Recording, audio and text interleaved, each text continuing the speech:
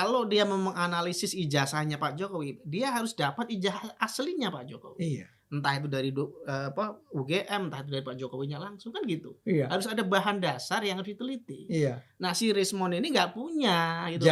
Jadi yang dianalisis sampai omong kosong keluar semua itu juga ada dasarnya. UGM jelas punya hak untuk Punya hak melarang itu. lah. Apalagi kan dia alasannya, salah satu alasannya bahwa acara yang diadakan oleh Roy Suryo itu bernuansa politis kan. Iya. Iya. Dan mereka ingin kampus mereka itu bebas dari dari kepentingan politik. Mereka sedang ketakutan betul-betul akan dipenjarakan. Karena itu mereka harus membangun sebuah narasi nih, bahwa mereka itu sekarang dipanggil polisi, diperiksa, itu adalah dalam konteks mereka dikriminalkan. Iya. Mereka tidak melakukan kejahatan, tapi mereka dikriminalkan.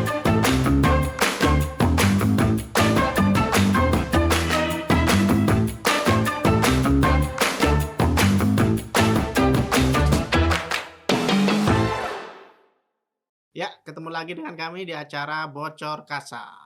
Bersama saya Kajito El Kayeni, didampingi dengan Bang Ade Armando. Kemudian ada Mas Warseta. Kali ini dia nggak sebut pakai komisaris. sengaja enak saya dia. nggak enak. Tapi jangan lupa nyebut MWT. MWT Mas Warseta Tarsana. Oke, para penonton Corpo TV, kali ini kita akan membahas satu hal yang lagi heboh Bang, yaitu tentang bukunya Roy Suryo CS. Judulnya adalah Jokowi's White Paper. Wah, ini sangat yang keminggris. Tapi yang ke depan bahasa Indonesia, kajian digital forensik, telematika dan neuropolitika atas keabsahan dokumen dan perilaku kekuasaan. Jadi objeknya keabsahan dokumen dan perilaku kekuasaan. Wah, ada perilaku kekuasaan juga. Iya, keabsahan dokumen dan perilaku kekuasaan. Sangat luas ini ya intinya bahasanya. Oke, buku ini dikreasikan atau ditulis oleh Roy Suryo, Bertiga ya? Rismond Sianipar dan Tifauzia Tiasuma alias Dr. Tifa.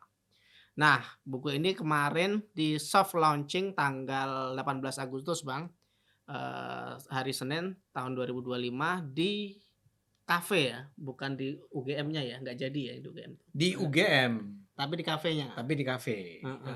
Mula-mula tuh ada, saya lupa ada sebuah lokasi lain, tempat pertama kali itu akan diselenggarakan, tapi batal di sana, sehingga pindah ke kafe, tetap di UGM. Tetap di UGM, tapi bukan di institusinya gitu ya. Itu lebih umum. Oke, kali ini kita akan bahas itu Bang.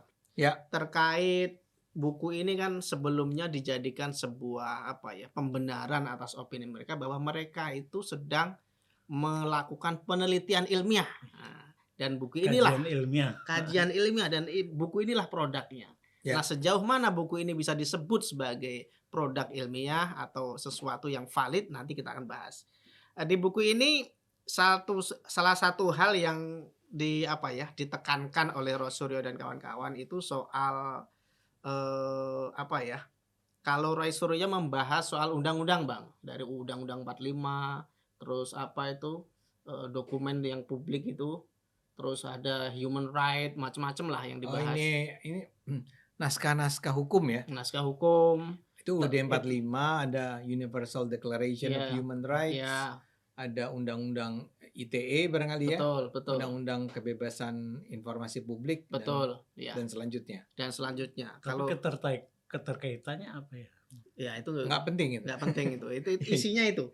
Isi dari buku tersebut. Tapi itu perlu dijawab tadi pertanyaan. Itu arti pentingnya bisa.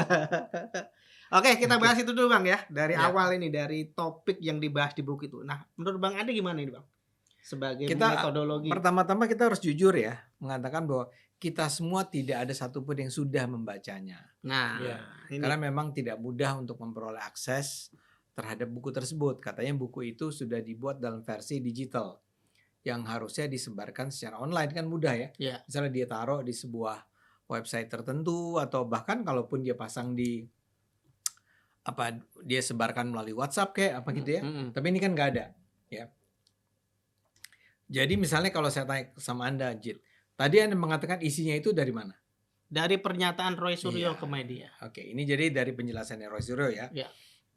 Dan Karena kawan-kawan. jangan sampai kalau ada orang yang kemudian membaca bukunya dan mengatakan, oh nggak ada itu yang disebut oleh Mas Kajito itu ya. Ya, Jadi kita mengandalkan apa yang dikatakan oleh Roy Roy Suryo.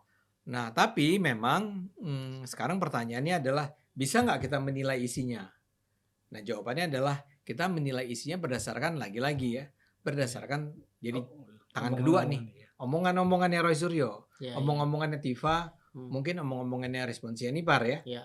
tentang apa isinya begitu ya. Hmm. Mudah-mudahan apa yang kita bicarakan di sini tidak meleset dari apa yang muncul di buku tersebut. Ya, ya. Oke. Tapi biar bagaimanapun gini, saya harus apresiasi mereka berhasil menerbitkan itu pada tanggal 18 sih ya. Beda sehari kan. Beda sehari. Karena semula mereka berjanjinya itu akan pada tanggal 17 Agustus ya akan terbit sebuah buku berjudul Jokowi White Paper. White Paper ya. White 700 halaman yang akan membongkar gitu ya. Paper. Ijazah palsunya Pak Jokowi. Ya. Ternyata ya selisihnya 1 hari lah, tapi nggak apa-apa kan. Jadi berhasil mereka memenuhi janjinya. Jadi dia nggak janji kosong nih. Ya. Cuma memang menurut saya ini penting untuk kita baca bersama sebetulnya. Kalau saya sih kalau bisa jangan beli ya. Kirimilah. Kan minta dibahas. Kan minta dibahas. Kan Anda ingin menyampaikan kepada ini Roy dan kawan-kawan ingin menyampaikan kepada publik. Ya. Ini loh ijazah palsu Jokowi. Kan yang penting sampai kan ke masyarakat, Ya. sampai ke kita nih. Jadi kalau bisa sih kita nggak beli ya. Maksud saya janganlah memperkaya orang yang udah kaya. Ya. Kan Roy Suryo ini kaya Udah raya. kaya raya dia, Bang. Jadi nggak suruh dibeli apa gimana? Nggak perlu dibeli. Ya, tapi kalau memang sekarang ada nih ya apanya gitu ya di Shopee atau di mana, belilah gitu ya. Bisa. Dan tuh kayaknya memang rencana dijual, Bang, dicetak 5.000 sekarang. Mungkin 5.000. menghabiskan yang cetak dulu. Oh gitu, yang cetak dijual dulu Iya. sampai 5.000 baru Mungkin. dia terbitkan yang online. Mungkin, Gak apa-apa, ya. kita beli yang yang satu dari yang 5.000 lah, atau bahkan 3 dari yang 5.000. Iya. Kita bantu juga lah penulis, Iya, kan kesian juga lah. Mereka capek-capek ini Capek. mengumpulkan betul. bahan-bahan ini sampai 700 halaman lah. 700 halaman. Yakin kuat Apanya? bacanya. Kuat lah. tapi mungkin kerjaan kita tuh nyari kesalahan kan. Isinya foto, Bang, dan jadi banyak. Oh 700 tuh karena halaman 1 foto, halaman 3 foto, 7 foto, 9 lah gitu kan. Bisa juga Iya ya. juga. Terus cuplikan berita kali ya. Iya. Berita. Karena saya nggak membayangkan tulisan orang bisa menulis 700 halaman itu dalam waktu sangat cepat kan. Iya. Ya. Dan kalau nggak salah skripsi saya itu 200-an halaman lah. Disertasi Disertasi ya. Disertasi saya loh. Itu udah kerja berat tuh lebih dari setahun lah. Itu cuma 200 halaman kan. Ini bisa 700. Kan hebat. Hebat. Orang 3 berarti satunya. Oh iya. 200 juga. 200 juga. Iya. Tapi 1 tahun dong. Tapi 1 tahun. Tapi bukannya beda ya, maksudnya kan mungkin kalau Bang Ade itu satu halaman itu 1 halaman A4 kan. Oh iya. Kalau ini kita nggak bisa tahu. jadi 1,5 ya 1/4 itu bisa 1,5 atau 2 halaman buku kali. Iya. Mungkin Ya. maksudnya begitu ya. Dia mau membela. Yang dia bela siapa kita nggak tahu. Nggak jauh. Bela saya atau bela mereka ya. Oke, anyway. So bilang biar gimana pun harus kita apresiasi nih penontonnya bahwa buku itu sudah terbit. Karena menurut saya memang sangat penting bagi kita untuk mempelajari sebetulnya tuh Roy begitu dan kawan-kawan ya. Roy dan kawan-kawan begitu yakin ya bahwa Pak Jokowi itu ijazahnya palsu berdasarkan apa? Ya. Kita sebenarnya pernah bicara di sini kan tentang kan dia bilang ini adalah sebuah penelitian. Betul. Oke. Dengan kata lain, kita harus menilainya kalau begitu berdasarkan kaidah-kaidah ilmiah. Oke. Tujuan dari penelitian mereka adalah menunjukkan ijazah Jokowi palsu. Yang selama ini kita nggak pernah dengar dari mereka, kita tidak pernah lihat ketika mereka presentasi. bukti-bukti yang mereka anggap sebagai bukti-bukti valid, sahih, yang untuk menunjukkan bahwa ijazah Jokowi palsu itu sebetulnya apa? Ya, dasar mereka itu apa? Gitu. Dasar mereka itu apa? Kan nggak bisa dong hanya karena mereka berfantasi gitu ya, atau berspekulasi gitu. Atau dapat ilham, jangan-jangan. Dapat ilham gitu. Lagi duduk, kayaknya palsu deh. Kan nggak bisa gitu. Nggak bisa dong. Dan mereka ngotot, udah dibilang, UGM udah bilang, ini asli, ini lulusan dari UGM, ya, Bareskrim forum forensik, ya, laboratorium forensik, Polri udah bilang, ini asli. Salah satu sahabat saya di pendukung Jokowi bilang itu di mana di lab forensik yang Polri itu emang ada alat yang harganya berapa miliar gitu loh. Yang betul-betul kegunaannya alat itu adalah untuk meneliti hal semacam ini. Seberapa otentik sebuah naskah. Mereka itu sudah mempelajarinya dan bilang ini asli, ini otentik, ya. Terus jawabannya Jokowi, Roy dan kawan-kawan adalah, ini ngarang nih, UGM bohong nih. Jadi kesetnya Jokowi. Jadi kesetnya Jokowi. Pengkhianat, malu ya UGM itu. Kami sebagai lulusan UGM, kata mereka, malu kami dengan UGM seperti ini. Oke deh, kita terima. Sekarang yang kalian punya sebagai bukti bahwa Pak Jokowi itu ijazah yang palsu itu apa? Ya kan? Iya. Kenapa? Mereka kan suka mengklaim ya, maksudnya kayak Rismon itu suka bilang bahwa berdasarkan penelitian apa nih? Digital forensik. Iya. Ya kan? Enggak, itu yang Ela itu. Oh iya, nah ini Ela nih. Saya mau komentar tapi nanti dulu deh. Iya. Ini dulu deh. Kalau Anda anggap kenapa itu penting? Karena kita berharap nih. Kita berharap bahwa begitu lahirnya buku ini kita baca, kita buka. Makanya tadi kan Warsa tanya, tahan nggak Pak? Iya, tahan. Tahan nggak Pak? Menurut saya harus tahan untuk baca. Mana nih buktinya? Buktinya ya. Anda kan ngotot banget. Kami sebagai pendukung Jokowi ya perlu tahu juga dong. Bener nggak bos kami ini, bukan bos lah, panutan kami ini adalah orang ijazahnya palsu. Jadi kita menunggu-nunggu sebetulnya Mas Kajito. Betul. Dan itu kita berharap dalam buku itu nanti ada gitu ya. Dicantumkan lah dasar-dasar mereka gitu ya. Bukan dicantumkan lah, itu yang harus menjadi inti dari buku itu. Kalau bisa, tapi kan kalau kita melihat dari pernyataannya Roy, Dr. Tifa, terus Rismon, itu kan sebenarnya nggak terlalu berkaitan ya. Contohnya gini, soal Rismon misalnya. Rismon kan mengatakan bahwa dia menganalisis macam-macam, ada banyak hal, stempelnya lah, jarak ini, wajahnya. Stempel apa? Stempel di ijazah itu. Yang didapat dari internet. Itu Bang, kan stempelnya itu warnanya apakah kepudarannya dengan stempel asli pada tahun itu gitu-gitu kan. Enggak, tapi yang dia pelajari stempel di apa? Stempel di ijazah yang didapat dari internet. Gitu loh. Nah, ini yang jadi justru itulah yang jadi persoalan besar bagi Rismon. Kalau dia menganalisis ijazahnya Pak Jokowi, dia harus dapat ijazah aslinya Pak Jokowi. Iya. Entah itu dari UGM, entah itu dari Pak Jokowinya langsung, kan gitu. Iya. Harus ada bahan dasar yang harus diteliti. Iya. Nah, si Rismon ini nggak punya gitu. Jadi yang dianalisis sampai omong kosong keluar semua itu juga ada dasarnya. Dan itu kelemahan terbesar dia. Kemudian nanti dulu, ini ada ijazah nih. Ada orang yang mengupload kan? Iya. Saya tahu namanya Sandi. Iya. Ya. Sandi itu orang PSI soalnya. Iya. Nah, Sandi sekarang sudah menyatakan secara jelas. Ketika itu memang ketika pertama kali dia mengupload, dia nggak tahu tuh bahwa itu bukan yang asli. Apakah bukan yang asli itu asli artinya palsu? Saya nggak tahu ya. Iya. Artinya nggak? Iya. Karena dia merasa, wah dia punya ini ijazah nih. Mungkin ada orang yang ngasih ke dia gitu ya. Ini Sandi ini juga pendukung Jokowi. Iya. Dia naikin. Ini ada gitu kan. Kan maksud dia adalah dia mau ngasih tahu nih sama si Roy dan kawan-kawan. Iya. Kan mereka bilang nggak ada. Ini ada kata dia. Itu yang dianalisis. Betul. Gitu kan? Iya. Ternyata. Dan itu selalu Rismon sama Roy-nya selalu mengatakan bahwa pernyataan asli dari Sandi itu sebagai rujukan bahwa itu asli. Itu asli. Ya. Gitu. Padahal Sandinya udah bilang, iya ternyata itu bukan. Jadi bukan asli dalam arti gini. Ketika saya upload dulu, saya pikir itu asli.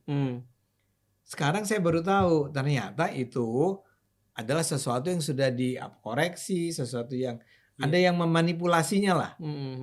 Sandi emang aslinya tuh nggak tahu, Ya. Dia sendiri niatnya bukan niat yang jahat. Dia hanya ingin mengkanter pernyataan Roy Suryo. Pernyataan orang-orang, banyak orang. Pernyataan banyak orang yang menuduh nggak ada ijazah. Iya. Ada nih. Iya. Sial ya. Dia dapat itu mungkin dari temannya atau dia dapat dari mana. Iya. Itu nggak asli. Dan itu ternyata udah mengalami distorsi lah. Iya.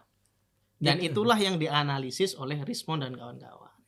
Datanglah Rismond ini. Iya, makanya kalau mengacu ini kan berarti buku tersebut metodologinya aja udah salah, Bang. Udah nggak sah kan. Bahan yang dianalisis itu salah gitu loh. Bukan barang asli ya. Sampai kiamat akan tetap palsu, itu memang barang palsu kok. Gimana sih? Menganalisis ijazah palsu. Ijazah palsu. Terbukti palsu. Iya, iya pasti. Kan udah tahu. Dari awal kita udah tahu itu palsu. Makanya. Itu kan aneh. Nah, tapi menarik sekali kan? Iya. Ada nggak itu di dalam buku itu penjelasan tentang metodenya? Kalau yang menyebut dasar analisisnya nggak disebutkan. Iya. Tapi Roy Suryo memang secara kronologis menyebut awal mula dari kenapa sih dia menganalisis itu memang disebutkan. Dan itu awalnya dari Itu di forum itu ya. Forum di tahun 2013. Iya. Ya, alumni UGM di situ ada Mahfud MD kalau nggak salah, menyatakan bahwa kan ditanya itu untuk menjadi pemimpin atau apalah gitu kan, itu sebaiknya untuk menjadi presiden syarat gitu kan, itu IPK-nya berapa sih Pak idealnya gitu kan. Mahfud ngomong saya sih 3,8. Nah waktu itu Jokowi ngomong saya 2 aja enggak kata dia kan gitu. Itu yang jadikan basis data oleh Roy Suryo sebagai awal kebohongan Jokowi. Nah itu, misalnya ini contoh. Ini penting nggak cerita ini? Mungkin penting sebagai latar belakang. Latar belakang. Ya kan? Kan cerita tentang kenapa ini dilakukan. Dimulai tahun 2013. Misalnya begitu kan. Tapi sebagai bukti ilmiah bahwa ijazah Jokowi itu palsu, nggak relevan sama sekali. Betul. Ya. Taruhlah dia bilang, kan argumen Roy itu selalu begini. Lulus nggak sih kalau orang IPK-nya di bawah 2,0? Menurut dia harusnya nggak lulus. Harusnya nggak lulus. Kita jawab, ya kan nggak tahu kita. Itu kan tergantung kebijakannya UGM. Iya. Jadi mungkin nggak, ini dengan asumsi dia benar-benar memang IPK-nya di bawah 2,0 ya. Iya. Ya. Taruhlah dia 1,9. Mungkin nggak dia akhirnya lulus? Jawaban kita mah, ya terserah UGM bukan? Betul. Kan bukan kita yang nentuin. Iya. Mungkin aja kebijakannya lagi itu belum ada tuh yang belum ada minimal standar 2,0. Syarat standar lulus belum ada mungkin. Belum ada. Mungkin. Kemungkinan lain emang nggak di bawah 2. Iya. Ini kan ingat-ingatannya si Roy Suryo. Dan ternyata memang enggak, Bang. Oh, ternyata enggak. Ternyata emang enggak karena di Bareskrim waktu bawa ijazah asli itu, polisi sudah mencatat IPK-nya tuh 3,05. Nah, kemungkinan Jokowi saat itu lupa gitu loh. Enggak, kemungkinan emang enggak pernah ngomong begitu. Ada videonya soalnya, Bang. Ada videonya. Gimana? Iya, tapi itu kan jadi alasan juga, kan jadi alasan juga bahwa ya bukti bahwa Jokowi itu tidak konsisten dengan masa katanya. Masa orang lupa nilai IP. Bisa loh, saya aja yang baru lupa kok. Saya IPK saya berapa? Kalau saya betul-betul lupa. Tapi saya tetap ingat di atas 3 sih. Iya, saya juga gitu. Sekarang saya lagi mikir 3 atau di bawah. Enggak, tapi bisa juga. Ini kan ada tipe-tipe orang yang suka bercanda gitu. Saya 2 juga enggak gitu kali ya. Iya. Ya enggak. Jadi ada beberapa kemungkinan lain. Ya jadi artinya pernyataan itu sebenarnya bukan pernyataan yang sesungguhnya dalam sebagai sebuah dasar acuan gitu. Iya, nggak bisa. Apalagi kalau polisi udah pernah menunjukkan. Betul. Ada nih IP-nya. Iya. Kan ini udah datang dari UGM juga. Betul. 3,0 berapa? 05. Iya. Harusnya kan pernyataan itu udah gugur ya. Betul. Tapi itu tetap dicantumkan di buku tersebut, Bang. Yang 3,05 enggak. Yang 3,5 enggak. Ini pernyataan Jokowi Ya. pernah mengatakan. Pokoknya pernyataan Jokowi itu nggak usah dipercaya. Jadinya begitu. Apapun yang dibilang. Ya. Jadinya begitu. Nah, jadi memang sebuah studi ilmiah tuh harusnya adalah ada pertanyaan penelitiannya nih. Betul. Kan apakah ijazah Jokowi palsu atau bukan? Tapi kemudian dia harus menjelaskan yang tadi Mas Kajito katakan. Metode untuk menentukan itu palsu atau enggak tuh apa? Iya. Tapi saya ingin bertanya dulu ke Bang Ade karena kan memang dia ya maksudnya dalam hal ini Bang Ade kan sebagai seorang akademisi ya, Ya. gitu alasannya latar belakang dengan tadi cerita yang Pak Jokowi nyebut angka 2 juga enggak atau apalah gitu. Itu sebagai sebuah latar belakang penelitian itu sebenarnya layak nggak sih? Layak. Kuat nggak dijadikan sebuah Bisa. ini? Bisa. Kan dia harus menjelaskan nih, kenapa saya tertarik untuk mempelajari ini. Itu ada yang di latar belakang. Ya. Misalnya, kok alasannya si cemen itu? Nggak apa-apa. Si peneliti ini cemen. Jadi yang hal-hal kayak gini nih dia nggak pelajari secara cermat. Misalnya nggak cermat maksud saya begini. Lah itu kan udah dibantah sama polisi. Kata polisi sebenarnya 3,05. Yeah. Dia nggak bisa bilang, ups ada ya. Tapi boleh. Dia mau cerita apapun juga boleh. Mau cerita pada suatu hari. Saya bertemu teman saya. Teman saya bertanya, apakah Jokowi punya ijazah palsu atau enggak? Yeah. Anyway, saya bercanda nih. Tapi saya mau bilang bahwa boleh, itu boleh. Tapi semua tuh latar belakang. Termasuk misalnya gini. Tadi Warsa bagus sebelum pertanyaannya. Cuman kita nggak jawab dulu tadi. Yaitu, emang apa hubungannya? Dia membuktikan ijazah palsu. Tapi dia memasukkan UUD 45. Yeah. Universal Declaration of Human Rights. Yeah. Undang-undang ITE. Betul. Undang-undang ini. Keterbukaan. Kan itu banyak. Saya duga tuh yang 700 halaman terjadi karena semua pasal dimuat. Yeah. Tapi pertanyaan besarnya, sebagai sebuah kajian ilmiah, penting nggak itu? Atau ada kaitannya nggak dengan kasus ini? Ada kaitannya nggak sama itu? Saya baca lagi Undang-Undang Dasar 45. Terus apa dari Undang-Undang Dasar 45 yang bisa saya gunakan untuk menjelaskan ini asli atau palsu? Iya nggak? Iya dong. Iya dong. Itu yang menurut saya, ngapain lu masukin semua undang-undang itu di situ? Betul. Ya? Biar kelihatan pinter, Bang. Biar mungkin ini kalau latar belakang itu kan suka ada rujukan hukum yang istilahnya istilahnya pasal-pasal atau yang sebagai latar belakang yang menguatkan dugaan-dugaan itu bisa seperti bisa, itu. Cuman saya tanya sekarang, bayangkan apa pasal-pasal dalam UUD 45 yang bisa dijadikan pasal-pasal yang akan menguatkan dugaan bahwa itu palsu atau asli? Ayo. Pak, kira-kira apa? Kira-kira tahu lah isi UUD 45 lah ya. Iya. Mungkin nggak spesifik, cuman kira-kira isinya apa, kan kita tahu semua. Ya. Apa kira-kira yang ada hubungannya sama ijazah palsu atau enggak? Kebebasan berekspresi. Apa itu? Berpendapat. Boleh ada. Hubungan sama ijazah palsu apa? Nggak ada. Nggak, benar loh. Ini pertanyaan serius buat atau juga. Ketika terkait dengan misalkan ya kepresidenan itu kan ada dalam undang-undang. Mungkin ada persyaratan undang-undang yang bahwa maksudnya persyaratan sebagai presiden harus bla bla bla seperti yang harus jujur. Itu nggak ada ya. Itu nggak ada UUD 45. Nggak ada. Mungkin di undang-undang presiden ada kali ya. Tapi saya mau bilang gini. Oke, ternyata dikatakan dalam UUD 45 presiden adalah kepala negara dan kepala pemerintah misalnya itu. Yang dipilih 5 tahun sekali. Maksimal 2 kali masa kepresidenan. Terus itu yang palsu nih gimana hubungannya? Nyantolnya ini bagaimana? Ini kayak ini ada. Kita nggak bantah, ini benar. Iya benar. Ini kalau dulu di ujian A benar, B benar, C itu nggak ada hubungan. Ya kan dulu kan suka gitu tuh. Iya. Ya ini juga Saya nggak bantah bahwa di UUD 45 ada pasal-pasal itu. Ada pasal-pasal yang melindungi kebebasan berekspresi. Ya. Fine. Boleh. Benar. Ngapain lu tulis di situ? Karena yang kamu harus buktikan adalah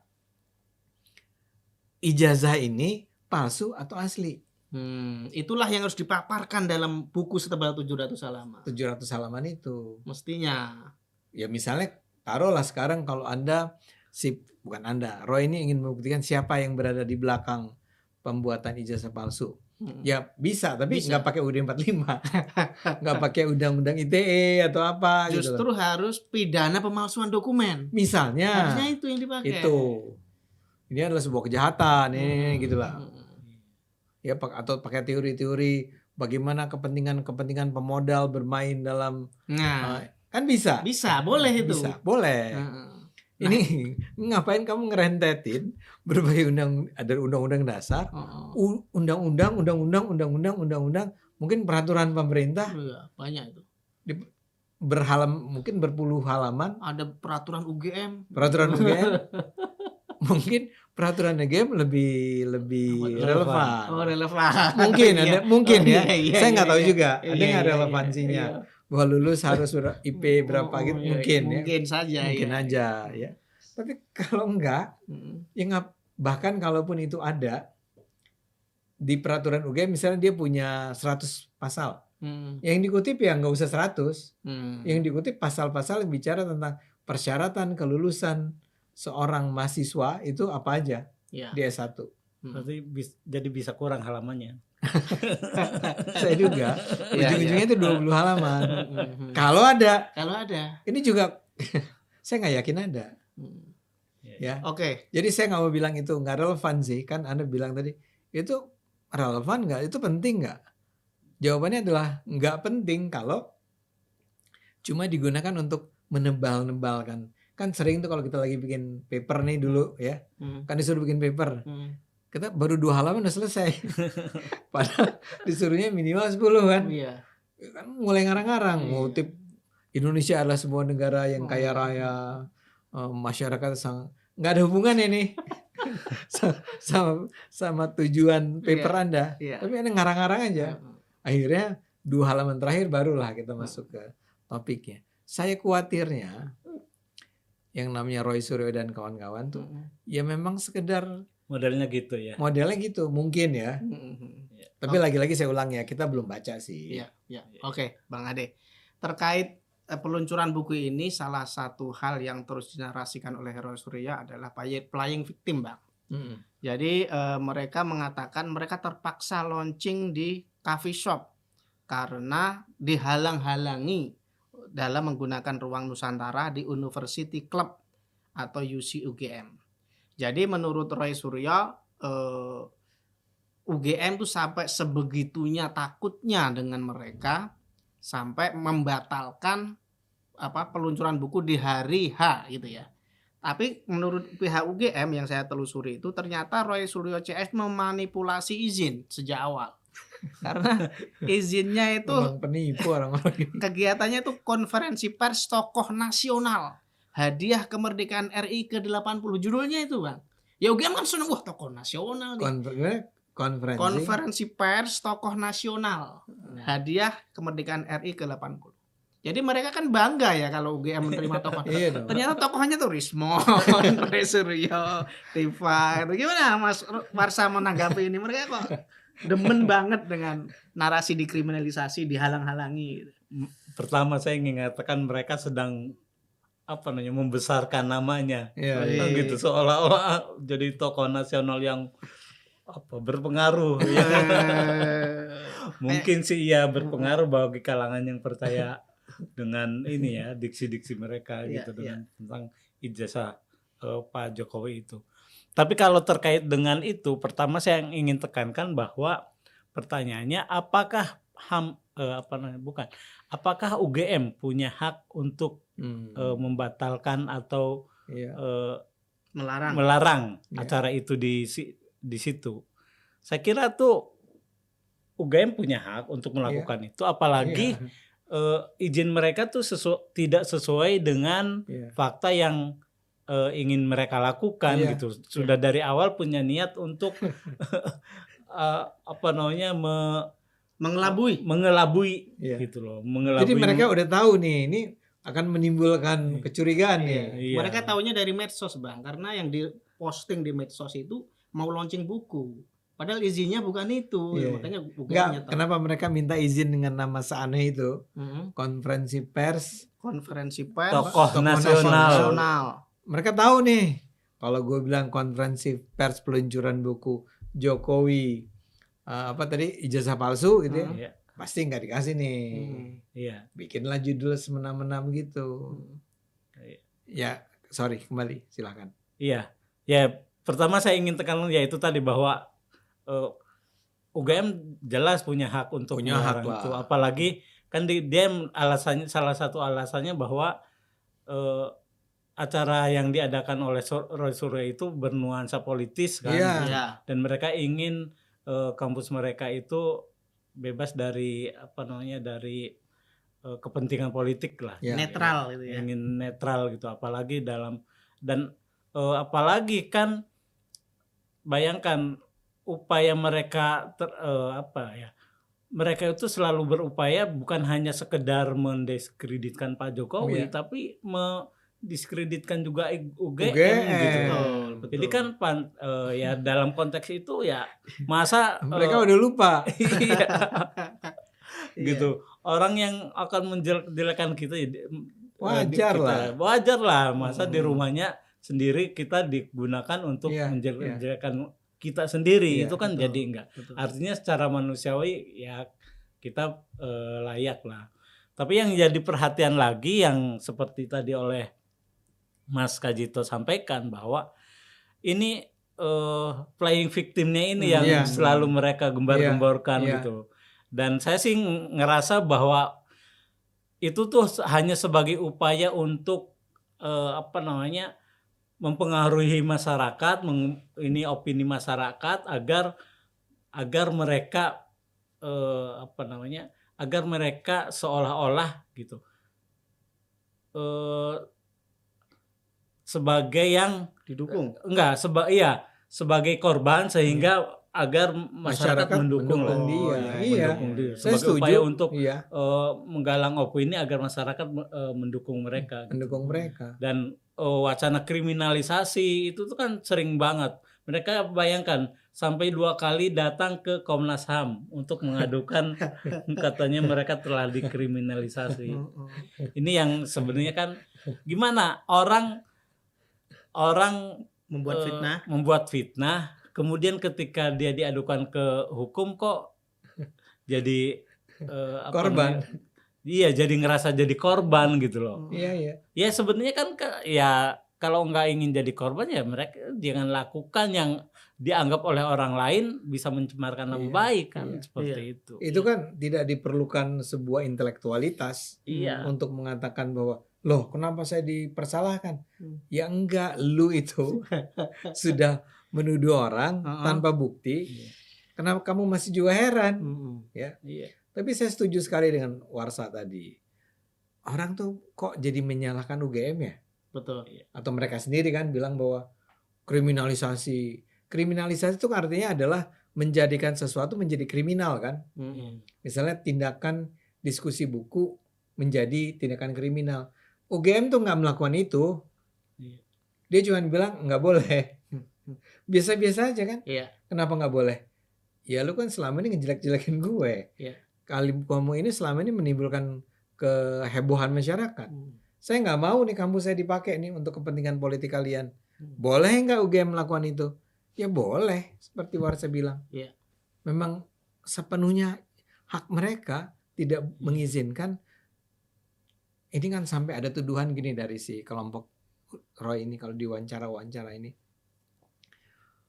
UGM diintervensi. Intervensi siapa? Ada lagi Bang, enggak ini. UGM pengecut katanya.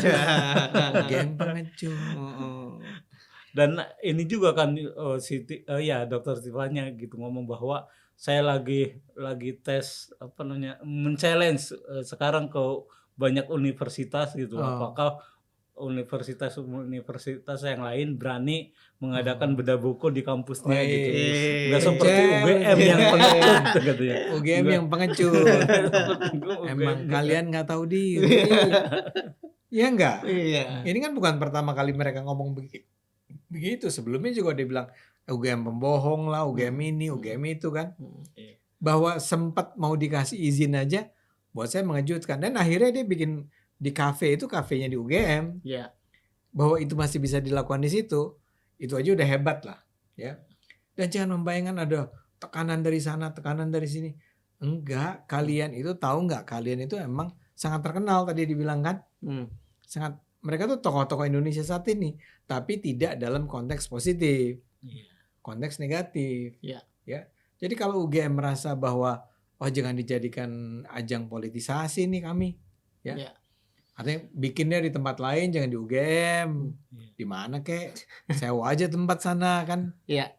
Bang Ade, terkait tadi narasi bahwa mereka korban, mereka dihalangi, ini menurut Bang Ade tanda-tanda apa nih? Kok kayaknya agak semburat warna wajah Roy Suryo ini mengatakan dekriminalisasi ya. Ini tanda-tandanya apa mereka ini Bang? Sampai kayak terpojok kayak gitu. Kenapa Bang? Apalagi Tifa kan yang katanya sampai diintimidasi anaknya ban mobilnya di segala macam. Kalau saya nih ya, saya minta maaf kalau ini mungkin terasa berlebihan. Mereka sedang ketakutan betul-betul akan dipenjarakan. Karena itu mereka harus membangun sebuah narasi nih, bahwa mereka itu sekarang dipanggil polisi, diperiksa, itu adalah dalam konteks mereka dikriminalkan. Mereka tidak melakukan kejahatan, tapi mereka dikriminalkan oleh kelompok Jokowi.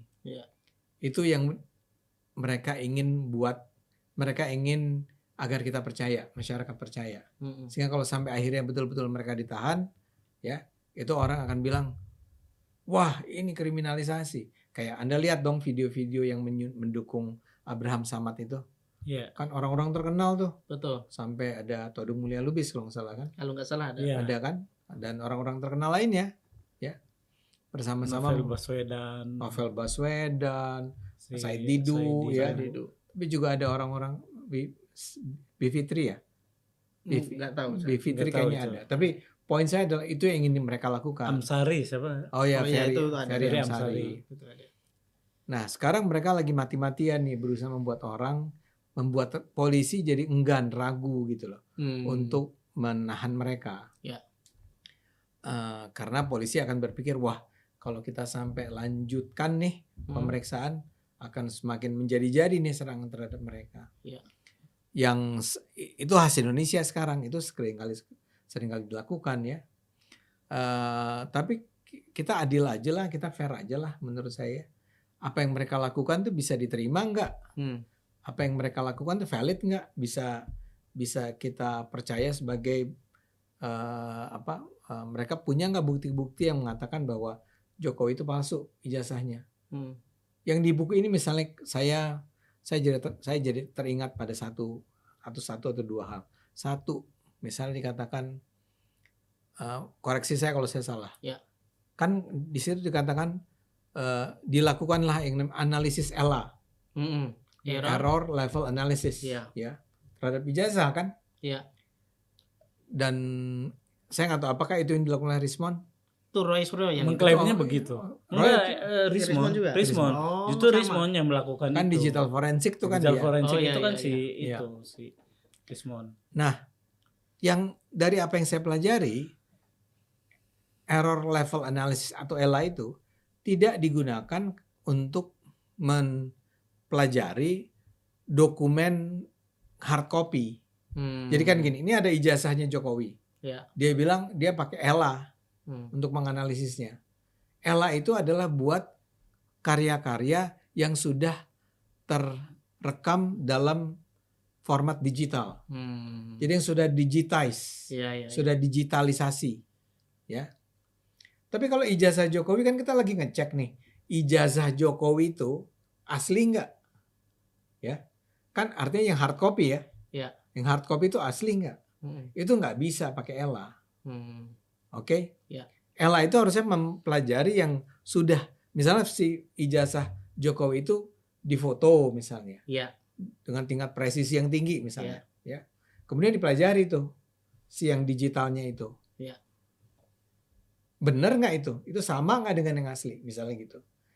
Nah karena itu saya jadi mempertanyakan mengapa mereka menggunakan ELA, error level analysis.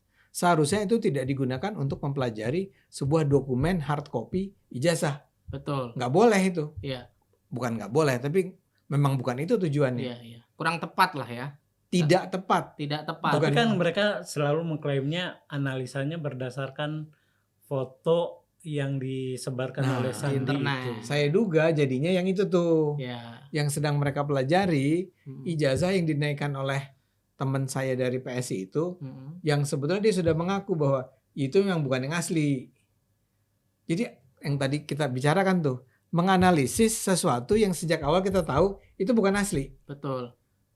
Ujungnya kesimpulannya palsu. Gimana? Dari awal kita tahu itu bukan asli. Iya.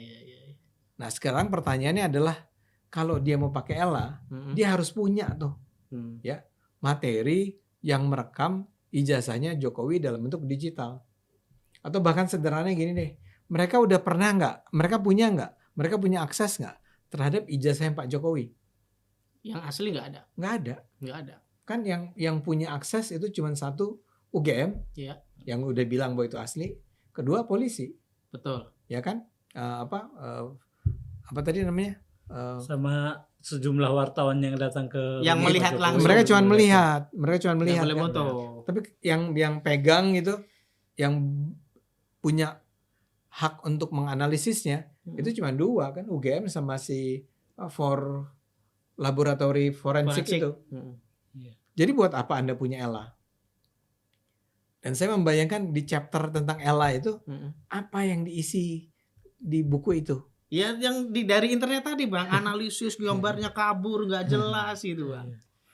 Kan beda warnanya, itu tadi warnanya terus Stempelnya kabur ini. Tidak mencerminkan stempel lama kalau nggak salah. Emang enggak. Itu satu. Kedua, TIFA kan bikin yang namanya behavioral neuroscience atau neuropolitik.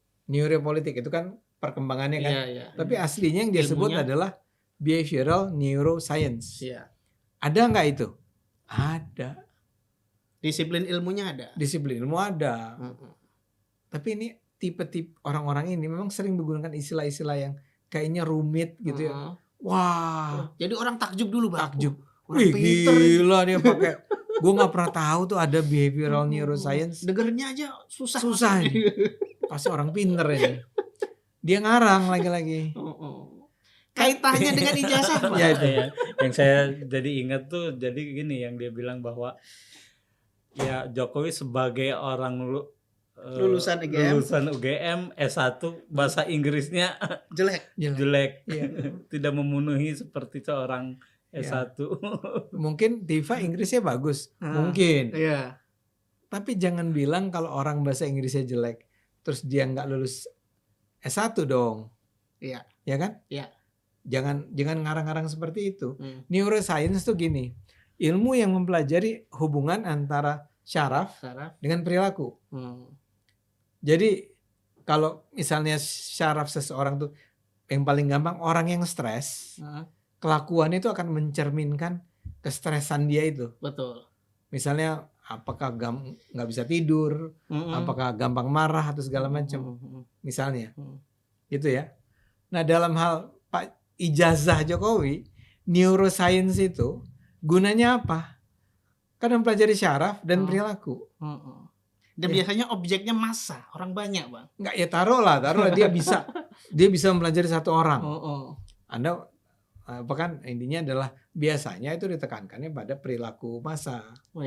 Ya kan? Orang banyak misalnya taruhlah radikal gitu ya. Itu kira-kira orang-orang radikal ini di syarafnya di otaknya itu apa yang terjadi ya? Itu neuroscience. Dan yang diteliti itu memang sarafnya, korja otaknya. Jadi bukan dia pidato bahasa Inggris, bukan gaya jalan dia, gaya ngomong, bukan itu Iya, gitu. dan dan maksud saya kalaupun iya, hubungannya sama ijazah itu apa? Iya. Ya, apa yang Anda pelajari? Itu chapter neuroscience itu apa isinya? Makanya saya pengen baca. Saya tetap merasa penting bagi kita baca. Ya. Kalau itu dikatakan sudah dijual gitu ya, saya mau beli. Gitu Bang ya. Bang Ade antusias. Antusias. Ya. Demi mendapat pencerahan. Untuk mempelajari kebenaran. Iya. Lu ngarang atau enggak ya bikin buku Intinya itu. 700 halaman ini. Dan untuk membuktikan ijazah Pak Jokowi itu asli apa enggak? Asli atau berdasarkan buku ini. Ya. Tapi sejauh ini menurut Bang Ade buku ini gimana? Ya pasti ngarang tadi seperti kita bicarakan. Saya duga, bukan kata pasti. Iya. Saya duga itu isinya penuh ngarang. Ya. Yang tadi Ella, yang tadi soal apa hubungannya sama sebuah chapter yang isinya undang-undang, apa hubungannya sama neuroscience. Ada begitu banyak hal yang bisa membuat kita curiga ya tentang validitas, kesahihan dari penelitian ini. Karena mereka menyebutnya penelitian kan. Ya. Tapi apakah perlu dibaca? Perlu. Untuk? Karena mereka ini adalah orang-orang yang selama ini adalah kayak garda terdepan serangan terhadap Jokowi kan. Iya. Seberapa kuat mereka. Kan yang membela Jokowi ya kita-kita. Betul. Ya. Nah kita perlu tahu nih seberapa kuat mereka. Kalau isinya sampah, ya kita sampaikan sampah. Anda mungkin nanya, tapi gimana kalau ternyata isinya itu keren? Saya yakin sih enggak ya. Tapi kalau keren ya kita terima. Oh gitu Bang. Oke. Ya. Bang Ade, Mas Warsa ada lagi? Saya kira itu udah. Cukup ya. Ya. Bang Ade cukup ya. Cukup. Oke, penonton Cokrofi, demikian hasil diskusi kita. Kita jumpa lagi di acara Bocor Kasar selanjutnya. Sampai jumpa. Sampai jumpa.